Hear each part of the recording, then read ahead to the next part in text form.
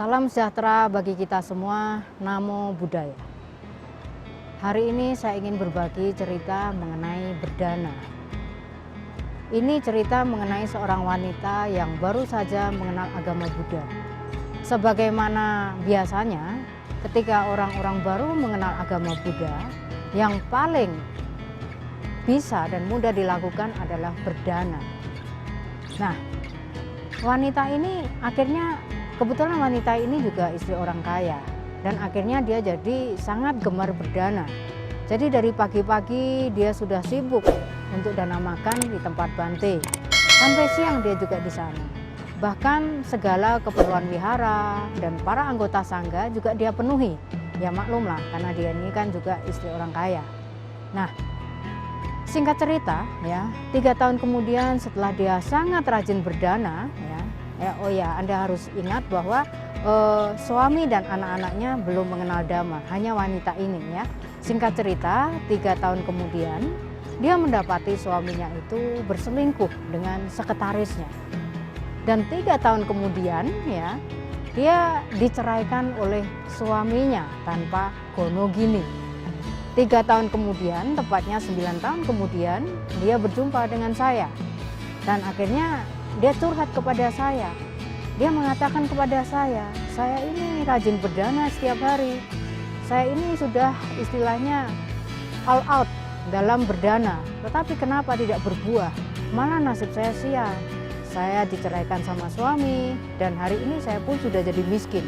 Tapi meskipun begitu, saya harus mengagumi wanita ini rajin ke wihara walaupun dalam kondisi seperti itu. Nah, waktu itu saya bertanya kepada dia, jadi selama ini nasihatnya apa? Anda pasti sudah meminta nasihat kepada yang lain. Nah, rupanya dari teman-teman dan sebagainya, mereka menasihatkan untuk menerima, mengikhlaskan dan sebagainya. Karena yang lainnya sudah memberikan nasihat mengenai bagaimana menerima, mengikhlaskan, merelakan. Akhirnya saya memberikan satu sudut pandang yang berbeda. Saya mengatakan sama dia, ini adalah sebab akibat Anda waktu itu mengenal agama Buddha dan Anda baru sendirian yang mengenal agama Buddha. Suami belum mengenal, anak juga belum mengenal. Nah, lalu Anda dari pagi sudah sibuk ke wihara, mengurus Bante, mengurus wihara dan sebagainya. Tentu ini salah. Seharusnya Anda selesaikan dulu apa yang menjadi kewajiban Anda di rumah, baru ke wihara dan melakukan aktivitas atau berdana keluar setelah kewajiban Anda selesai.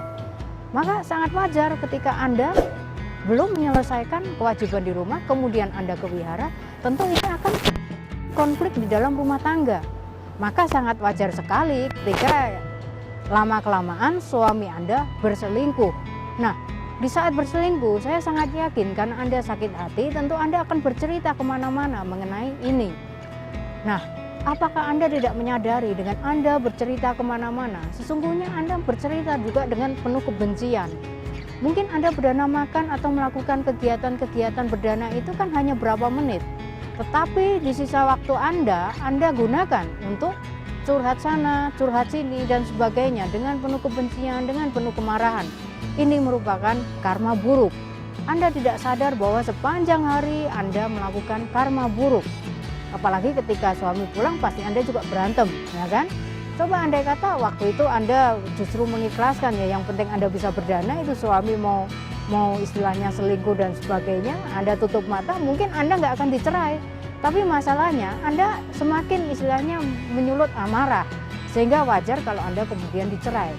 Jadi sesungguhnya masalahnya bukan kenapa Anda ini sudah melakukan kebaikan dan berdana, tetapi kok tidak berbuah. Masalahnya bukan berdananya tidak berbuah, tetapi Anda melakukan karma buruk lebih banyak daripada Anda berdana. Nah, saudara-saudari sedama, kita harus renungkan kejadian ini. Banyak sekali orang yang lupa. Mereka merasa hanya dengan sering berada di wihara, dengan sering berdana, merasa bahwa dia ini sudah sangat melakukan kebajikan.